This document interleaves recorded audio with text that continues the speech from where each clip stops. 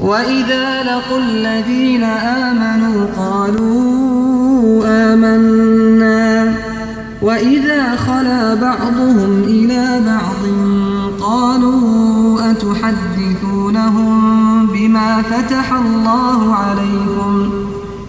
أتحدثونهم بما فتح الله عليكم ليحاجوكم به عند ربكم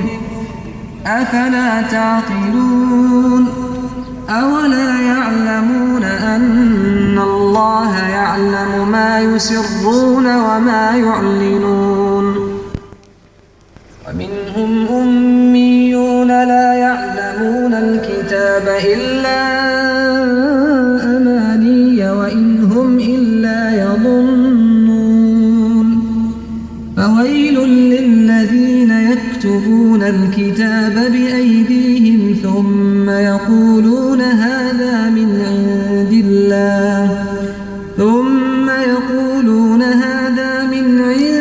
الله ليشتروا به ثمنا قليلا فويل لهم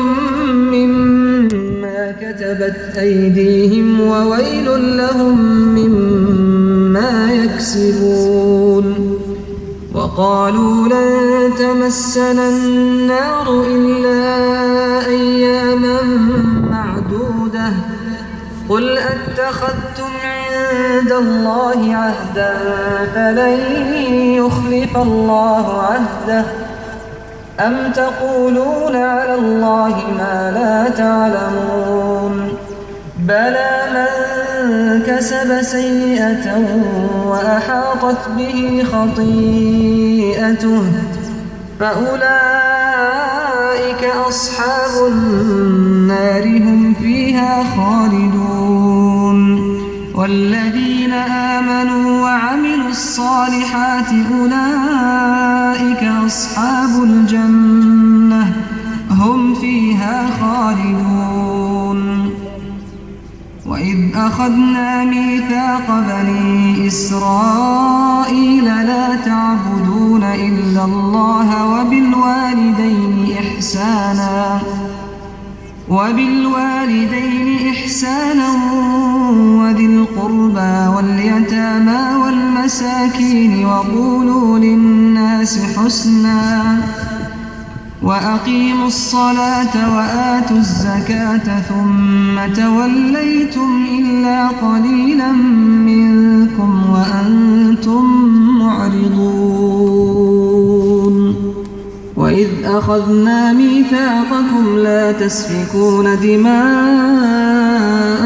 ولا تخرجون أنفسكم من دياركم ثم أقررتم وأنتم تشهدون ثم أنتم هؤلاء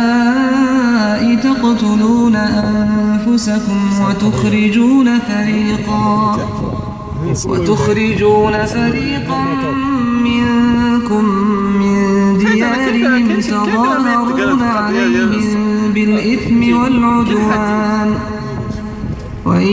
يأتوكم أسارى تفادوهم وهو محرم عليكم إخراجهم أفتؤمنون ببعض الكتاب وتكفرون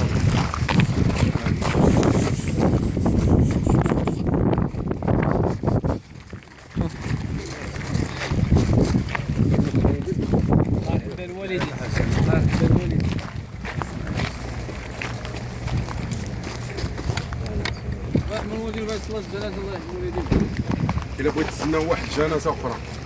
هاي شي مشكل